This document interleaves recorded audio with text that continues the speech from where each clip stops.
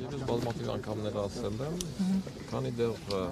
արտաքին քաղաքական վարկածը, որ բազմաթիվ առումներով հնչեցվել է, չի ստուգվել, չի ճշտվել, այն բացահայտված համարել հնարավոր չէ։ Պարոն Սարգսյան, պարոն վարչապետը պարբերաբար ընդդիմադիր ժամանակահատվածում ասում է, այս կբացահայտվի հոկտեմբերի 27-ը, եթե իշխանափոխություն լինի։ 7 տարի է իրենք իշխանության են, բայց փաստացի հոկտեմբերի 27-ը բացահայտված չէ։ Ով է խանգարում։ Եթե այն ժամանակ Սերժ Սարգսյանն էր խանգարում, Ռոբերտ Քոչարյանն էր խանգարում, հիմա ով է խանգարում։ Ագերակա։ Այն վարկածը, որ կարտաքին քաղաքական հետ հոկտեմբերի 27-ի օրշագործության հետ կախված մեղրի տարբերակով, այդ վարկածը ստուգված չէ։ Ինչ վերաբերվում է ներքին վարկածին, որտեղ արտաքին քաղաքական ուժերը ինչքան էլ հզոր լինեն, եթե ներքին աջակիցներ չունենան, նման օպերացիա անել ազգային ժողովի շենքում իրականացնել չեն կարող, այդ միանշանակ։ Բայց այդ առումով էլ ես 3 անգամ հարցաքննվել եմ, բավականին երկար հոգնեցնող հարցաքննություններ, վերջին անգամ 2 ամիս առաջ։ Գնացել եմ կեսօրվա ժամը 2-ին եւ քննչականից դուրս եմ եկել երեկոյան ժամը 8-ին, ճիշտ է, 2 ժամ լույսերը գնացել էին քննչականում ու դրա համար եմ սպասել, բայց մնացած ժամանակը տեսագրության տակ հարցաքննվել եմ։ Այստեղ բազմաթիվ խնդիրներ կան, որոնք վերաբերվում են նաև այն մարդկանց, ովքեր ցավոք սրտի այսօր չկան, զոհվել են կամ Հայաստանից բացակայում են։ Այսինքն ներքին օժանդակողներին գտնելու առումով էլ խնդիրներ կան։ Երկրորդ, գլխավոր ոչռագործը երբեք չի ընդունելու, որ իրեն ուղղորդել են։ Եվ իմ կարծիքով այն մարդիկ, ովքեր համարել են, որ AES թիմը միասնություն դաշինքը հանձինս Վազգեն Սարգսյանի, որովե մեկին քաղաքական հնարավորություն չի տալու, երկիրը տանելու է կործանման եւ այլը, այդ ոչռագործը հանդիպել է բազմաթիվ մարդկանց հետ, որոնք ասել են, որ այո, դու ճիշտ ես,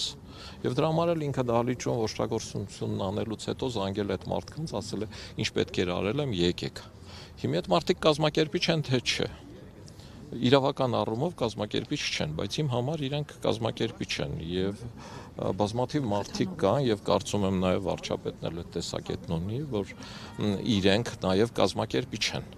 որովհետեւ ուղղորդել են մարդուն, իրենք пассив չեն եղել, ուղղորդել են մարդուն, մարդն եկել է արել է, մտածել է, որ հերոսություն է անում, դրանից հետո իրեն արժանին կմատուցվի այդ հերոսությունն անելու համար եւ կա եւս մի հանգամանք, որը ստուգելու համար, որը ներքին այս հարցերը պարզելու համար բավականին բարդ իրադրության մեջ է կանգնեցրել, որովհետև կա տեղի ունեցել դատական process։ Այսինքն ժամանակին Ռոբերտ Քոչարյանը ինձ ասում էր, այ տեսեք դատախազն էլ ձերն է, քննիչն էլ ձերը, բացահայտեիք։ Եվ այս առումով ակնհայտ ճշմարտությունն է, որովհետև դատախազի իմ ընկեր Նազարյանն էր եւ քննչական մարմինն էլ ռազմական ոստիկանությունն էր։ Բայց այստեղ ճշմարտությունը նրանում է, որ այն մարդիկ, ովքեր համարում են, որ ինձ պաշտոնից ազատել են ծնելիության համար, այդ մարդիկ մեղմ ասած սխալվում են, որովհետև եթե նայեք դատական գործընթացին, մինչև մայիսի 2-ը իմ ազատելը ոչռագործները լրիվ այլ ցուցմունքներ էին տալիս եւ եթե հիշում եք Ալեքսանդր Հարությունյանը կալանավորված էր եւ խնդիրներ կար, իսկ ինքը այդ ժամանակ նախագահի աշխատակազմի ղեկավարն էր եւ նաեւ իր միջոցով էր որոշակի կապեր, նաեւ ինքն էր ըստ ոչռագործի ցուցմունքների հուսադրել նրան։ Մայիսի 2-ից հետո երբ ինձ ազատել են, այդ ցուցմունքները ամբողջությամբ 170-աշրջան փոխվել են։ Եվ ոչռագործները ցուցմունքներ են տվել, որ այդ ցուցմունքները իրենց սկսից կորզել են ճնշումների եւ ծեծի արդյունքում։ Դրանով քրեական գործ է հարուցվել ճնշումների եւ ծեծի առումով, որպեսզի պարզեն եւ այդ ժամանակ էլ իշխանություն Ռոբերտ Քոչյանն էր արդեն իր ուզածով, իր ձևով եւ դատանը պարզել է, որ որևէ ճնշում էլ չի եղել եւ որևէ մեկը ճնշումների համար չի պատժվել։ Որից հետո խնդիրն եկել է հոկտեմբերի 27-ի արդեն դատավարության պարոն Ուզունյանի դատավարության շրջանում ու չգիտես ինչի, թե դատախազությունը, թե պարոն Ուզունյանը հիմք է ընդունել մայիսի 2-ից իմ ազատելուց հետո ցուցմունքներն է համարել արժանահավատ, ոչ թե մինչև մայիսի 2 եղած ցուցմունքները։ Դες համար տարօրինակ չի, որ դատավորը կասկածելի հանգամանքներում Ուզունյանը գնաց երկրից, երբ որ իշխանություններն ասում էին, որ պետք է հոկտեմբերի 28-ը բացատրի, բայց Սամվել Ուզունյանը անգամ զենք էին հայտնաբերել օդանավականում, բայց շատ հանգիստ լքեց երկիր ու մինչ օրս իրավապահ մարմինները չեն հայտնաբերել ուր է դատավոր Ուզունյանը։ Իմ համար հոկտեմբերի 27-ի գործով, այդ կասկածելի հանգամանքներով, անբացատրելի 6-ից ավել հանգամանքներ կան, որոնց մասին ես քննչականում տեսակետս ասել եմ եւ գրել եմ։ Ընդ որում թե ազգային անվտանգության քննչականում, որը 2 տարի առաջ էր իրենց մոտ, էլի մոտավորապես 4 ժամից ավել ցուցմունք են վերցրել ինձանից։ Թե ես քննչականում, ես այդ տեսակ իհարկե ես այդ կասկածները հայտնել եմ, բայց դա մասնագիտական ունակություններ է։ Կներեք, բայց ես արդեն պիտի գնամ ծաղիկ դնել։ Սարգսյանը եթե ողջներ Արցախը չէր հանձնում, հիմա դուք հաշտ եք Արցախը հանձնած իշխանության հետ։ Լսեք, Վազգեն Սարգսյանի մոտեցումները դուք ձեր հարցով մանիպուլացնում եք։ Վազգեն Սարգսյանը Հանրապետական կուսակցության համագումարի ժամանակ հայտարարեց, ասեց մենք դեռ պիտի կարողանանք ապացուցել, որ ճիշտը մենք ենք, ոչ թե Լևոն Տեր-Պետրոսյանը, որն էր Վազգեն Սարգսյանի տրամաբանության հենքը։ Վազգեն Սարգսյանն ասաց, որ ես գալիս եմ վարչապետ, որովհետև Հայաստանի տնտեսությունը չի հասցնում Հայաստանի բանակին, իսկ պատերազմն ավարտված չէ, եւ տնտեսական նման զարգացումը, որ ունենում է Ադրբեջանը, այդ խնդիրը կարող է այլ լուծում ունենալ։ Եվ այդ առումով ինչ էր տեսնում Վազգեն Սարգսյանը։ Վազգեն Սարգսյանը փորձեց Հայաստանի Հանրապետության ողջ ներուժը ներառել, որպեսզի Հայաստանը իր տնտեսական զարգացմամբ ետ չմնա Ադրբեջանից։ Բոլորդ շատ լավ հիշում եք Սարդարաբադի հավաքը, որտեղ հավաքել էր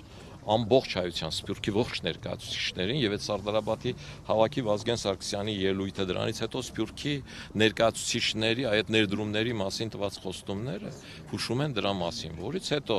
Վազգեն Սարգսյանը խնդիր դրեց այդ տնտեսությունը զորացնելու համար պայքարել կոռուպցիայի դեմ եւ այդ առումով էլ իր ելույթները շատ լավ հիշում եք, այսինքն խնդիրը տնտեսությունը ոտքի հանելով հասնել նրան, որ Հայաստանը իր բանակով, իր սպառազինությամբ որևէ կերպ չզիջի Ադրբեջանին։ Երկրորդ Վազգեն Սարգսյանը համարում էր, որ Լեռնային Ղարաբաղի խնդրի լուծումը նաև ժողովրդավարության կոմպոնենտի խնդիրն ունի եւ դրա համար ինքը մշտապես ասում էր, որ որևէ մեկը ժողովրդավարական երկրից մաս չի անջատի ու տա ոչ ժողովրդավարական երկրին, իսկ Հայաստանում իշխանությունները փոխվում են, Ադրբեջանում ոչ։ Եվ այս 3 հանգամանքները հաշվի առնելով կարծում էր, որ մենք առնվազն եւս մի 30-40 տարի կարող ենք պահել Լեռնային Ղարաբաղի այ գոյություն ունեցող ստատուս քվոն, իսկ դրանից հետո աշխարհը կհամակերպվի, այնպես ինչպես համակերպվել է Իսրայելի պարագայում։ Այսինքն Վազգեն Սարգսյանը համարում էր, որ տնտեսությունը հզորացնելով, Ադրբեջանից հետ չմնալով, մենք կարող ենք ստատուս քվոն պահել։ Բայց Վազգեն Սարգսյանը միանշանակ կողմնակից է եւ այդ մասին կարող է հաստատել նաեւ Սամվել Բաբայանը, որ իրենք երկուսով Լևոն Տեր-Պետրոսյանի մոտ մտել են եւ ասել են մնացած 5 շրջաններով ինչ ուզում ես արել, կարող ես զիջել, բայց Քելվաջարը պահում ես եւ Լաչինը պահում ես, այլ Լեռնային Ղարաբաղի անկախությունը ճանաչելուց հետո տալիս ենք նաեւ Քելվաջարը։ Բայց Լևոն Տեր-Պետրոսյանը ասել է նման տարբերակ չունեմ, այսինքն Վազգեն Սարգսյանի մոտեցումներին պահեցին, չպահեցին, հիմի հաշտեք, հաշտչեք, լիքը բանի հետ հաշտ չեմ, ձեր հարցերի հետ էլ հաշտ չեմ։ Ոչինչ հարցերի։ Գիտեմ, չեմ նեղվում։